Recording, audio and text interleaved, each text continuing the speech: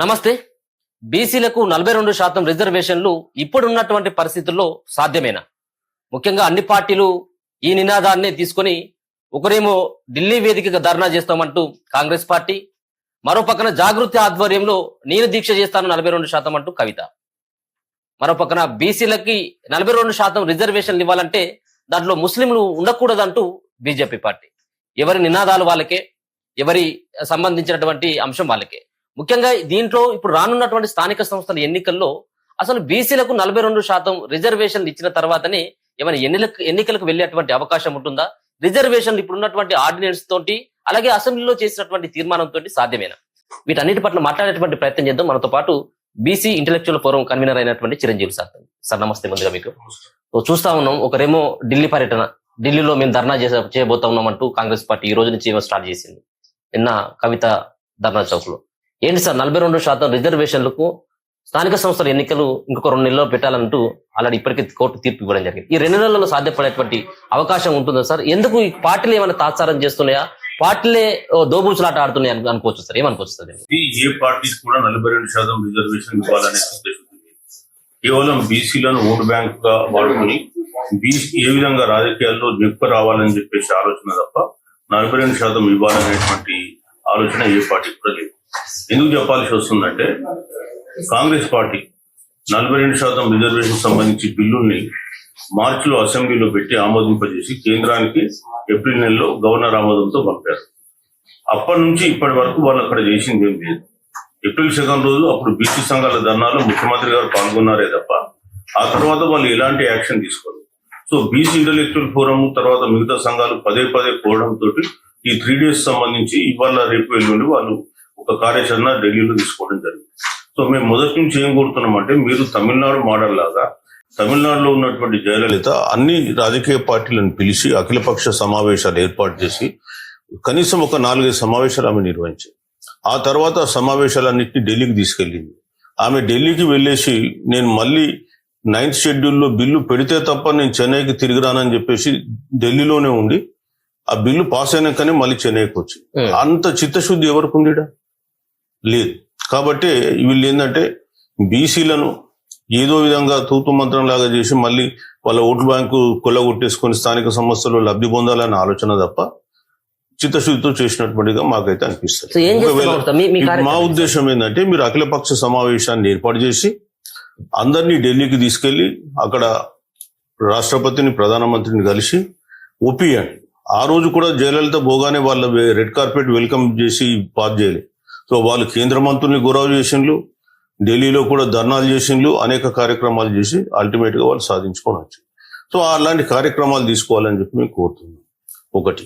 So ఇప్పటి వరకు అట్లాంటి కార్యక్రమాలు కాంగ్రెస్ నుంచి రాలేదు. ఒకటి.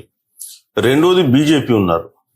బీజేపీ వాళ్ళు EWS reservation ఇవ్వాలనుకున్నారు.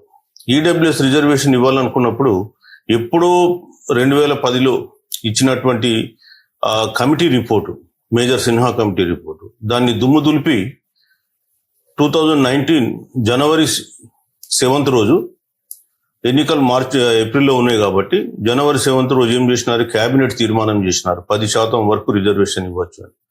Next day 8th రోజు లోక్సభ, 9th రోజు రాజ్యసభ, 12వ తారీఖు రోజు రాష్ట్రపతి ఆమోదం, అదే రోజు అఫీషియల్ గజెట్, 14వ తారీఖు నుంచి భారతదేశం అంతా అమలు చేసింది. ఎంత టైం తీసుకున్నారంటే 10 రోజులు తీసుకున్నారు. మరి ఇప్పుడు ఇవ్వాలనుకుంటే దీన్ని ఇవ్వచ్చు కదా? ఎందుకు? దీంట్లో ఏమున్నది? ఏమన్నంటే దీంట్లో ముస్లింలు కలిసి ఉన్నారు. మరి మీరు పాలిస్తున్న రాష్ట్రాలలో ముస్లింలు బీసీలలో ఉన్నారా లేదా? ఫస్ట్ ప్రశ్న. మీరు చేసిన ఈడబ్ల్యూఎస్ రిజర్వేషన్ లో ముస్లింలు, జనరల్ కేటగిరీ ముస్లింస్ ఎలిజిబులా కాదా? మండల్ కమిషన్ రిపోర్ట్ లో 8.40 ముస్లింస్ ఉన్నారని మండల్ కమిషన్ ఇచ్చిందా లేదా బీసీలలో? మరి అట్లాంటప్పుడు మీరు ఎందుకు ఇవ్వరు? రెండోది, ఇక్కడ ఈ రోజు అసెంబ్లీలో బిల్లులు పెట్టినప్పుడు మీరు ఎందుకు అపోజ్ చేయాలి? ఆ రోజు ముస్లింలలో ఉన్నది 8.40 10% కాబట్టి మేము ఒప్పుకోమని ఎందుకు చెప్పలే? ఆ రోజు ఇవ్వలేందుకు కొత్త ప్రశ్నలు ఏవదీస్తున్నారు? సో మీకు ఇవ్వాల్సిన టైం వచ్చినప్పుడు మేము ఇయ్యమని చెప్పేసి మోకాలాట పెట్టడం మేము గతంలో కూడా చూస్తున్నాం. వాళ్ళు ఒక స్టేట్మెంట్ ఇచ్చింది సార్. ఈ సందర్భంగా మీకు గుర్తు చేయాల్సింది, బీజేపీ పార్టీకి సంబంధించిన కేంద్ర మంత్రి అయినటువంటి బండి సంజయ్ గారు కూడా ఒక స్టేట్మెంట్ మొన్న ఇచ్చిండు. మేము అధికారంలోకి వస్తే మేము బీసీలకు 42% ఇస్తాము. అది అధికారంలో లేకపోతే బీసీలు మనుషుల్లా కనిపిస్తలేరా వాళ్ళకు? అధికారంలో ఉంటేనే బీసీలు మనుషులా? What kind of statement that is? So నువ్వు రాజ్యాంగబద్ధంగా ఎన్నికైనా అక్కడ కుర్చీలో కూర్చున్నావు, నువ్వు ఎవరికైనా న్యాయం చేయాల్సిన అవసరం నీకుంది.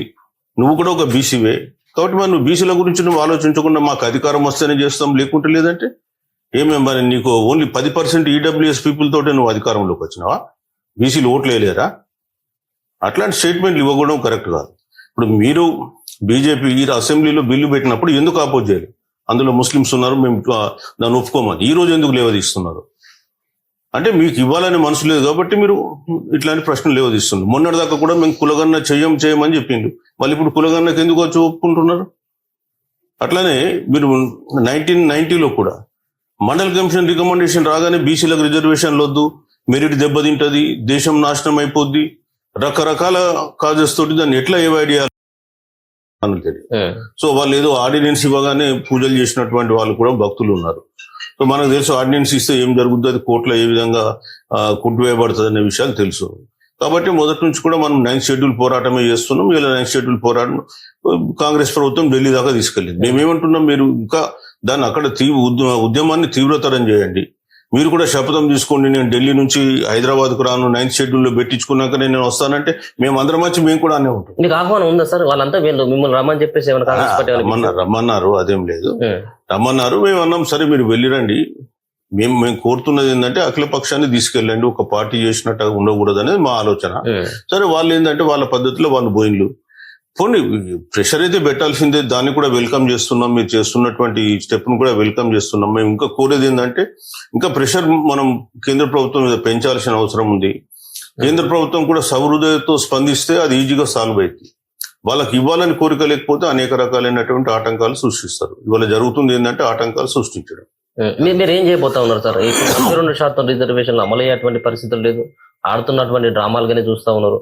ఒకవేళ ఈ 42% రిజర్వేషన్లు ఇవ్వకుంటూ ఎలక్షన్లకి కనుక ప్రభుత్వం కనుక ఒక నిర్ణయం తీసుకున్నట్టయితే మీ కార్యాచరణ ఏ విధంగా ఉండదు? మేము ప్రజలకు ఈ విషయం పైన ప్రతి జిల్లా లెవెల్లో మీటింగ్లు పెట్టి ఎక్స్ప్లెయిన్ చేయడం జరుగుద్ది. సో ప్రజలే డిసైడ్ చేసుకోమని చెప్తాం. మీరు ఎవరికి ఓటేయాలో ఎవరికి ఓటేయకూడదు, ఏ రాజకీయ పార్టీ యొక్క యాటిట్యూడ్ ఏంది, బీసీల పట్ల వాళ్ళకు ఉన్నటువంటి ప్రేమ ఏంది, వాళ్ళు అసలు నిజంగా బీసీల పట్ల చిత్తశుద్ధి ఉన్నదా లేదా తెలియజేస్తాం. సో రాబోయే ఎన్నికలలో వాళ్ళకి ఎలాంటి బుద్ధి ప్రజలు చెప్తారో చూపిస్తాం. సో అంటే చాలా సందర్భాల్లో బీసీ సంఘ నాయకులు ఇటువంటి కార్యాచరణ తీసుకున్నారు. అంటే బీసీలకు అన్యాయం జరుగుతుంది అన్నటువంటి భావన గతంలో కూడా తీసుకువెళ్ళేటువంటి ప్రయత్నం చేసిండ్రు. కానీ ఈ సంఘాలకు సంబంధించినటువంటి నాయకులే ఒక పార్టీతోటి ములాఖైతున్నటువంటి సందర్భం, వాళ్ళని ఏకతాటి మీదకి తీసుకురావాల్సినటువంటి అవసరం లేదంటారా? ఇట్లానే ఉంటే ఒక పార్టీకి కొమ్ము కాసేటువంటి విధంగా ఉంటే బీసీ నినాదం అనేది కూడా బలహీనపడే అవకాశం. మీకు బీసీ సంఘాలు గత 1 year బ్యాక్ మీరు పోయినట్టయితే కేవలం హాస్టల్ సీట్లు, స్కూల్ అడ్మిషన్స్, కాలేజ్ అడ్మిషన్స్ గురించి పోరాడినాయి. సో ఈ 1 year లోపల మొత్తం బీసీ సంఘాలన్నీ కూడా రాజ్యాధికారం అనేటువంటి లక్ష్యం వైపు మరల్చబడ్డాయి. సో ఆ చేంజ్ అనేది రావడం జరిగింది. సో ద చేంజ్ రావడానికి బీసీ ఇంటలెక్చువల్ ఫోరం కూడా ఒక కారకులే, అందులో అనుమానం లేదు. సో ఇవాళ బీసీ ఇంటలెక్చువల్ ఫోరం లేదా ఇతర సభ్యులందరూ కూడా కలిసి పోరాటం చేయడంతో రాజ్యాధికారం అనేటువంటి ఒక పదం బాగా పాపులర్ అయింది. వాళ్ళందరూ కూడా అటువైపు చూస్తుంది.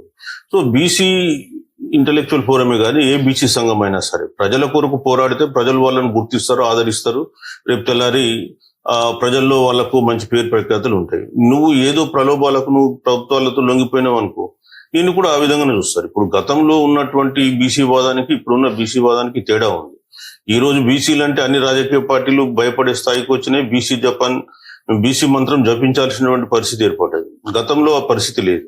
ఇవాళ ఎన్నడూ కూడా బీసీ పదం ఉచ్చరించినటువంటి కమ్యూనిస్టులు కూడా ఈ రోజు హైదరాబాద్ లో సిపిఎం వాళ్ళు ఇందిరా పార్క్ వద్ద ధర్నా చేస్తున్నారు. వాళ్ళ యాటిట్యూడ్ లో ఎట్లా మార్పు వచ్చింది అది? సో రాష్ట్రంలో బీసీ వాదం అనేది మెల్లమెల్లగా సైలెంట్ రివల్యూషన్, ఇది చాప కింద నీరులాగా విస్తరిస్తూ ఉంది. కాబట్టి రాబోయే కాలంలో బీసీలు అర్థం చేసుకుంటున్నారు. సో మాతో కలిసి వచ్చే సంఘాలను మేము కలుపుకుంటాం, ఇంకా ఉద్యమాన్ని తీవ్రతరం. సో కేంద్రంలో ఉన్నటువంటి బీజేపీ పార్టీ ముస్లింలతో ఉన్నటువంటి దానికి ఒప్పుకోమని వాళ్ళు చెప్తా ఉన్నారు, తెచ్చి తీరుతామంటూ కాంగ్రెస్ పార్టీ చెప్తా ఉన్నది. బీజేపీ కాంగ్రెస్ పార్టీ వాళ్ళకు సంబంధించిన వాళ్ళ దాంట్లో నినాదాలు ఉన్నాయి.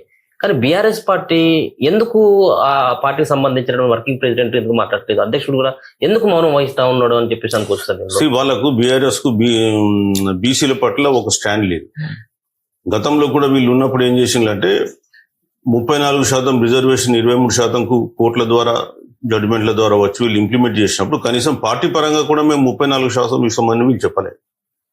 హైదరాబాద్ నగరంలో ఎస్సీలు 8%, ఎస్టీలు 1%, 9% ఉన్నారు ఓటర్ లిస్టుల ఆధారంగా కూర్చుని. 41% బీసీలకు ఇచ్చే అవకాశం ఉండే, ఇవ్వలే, 31% ఇచ్చారు. సో వాళ్ళకి బీసీల పట్ల చిత్తశుద్ధి లేదు, అదొక్కటి చాలు.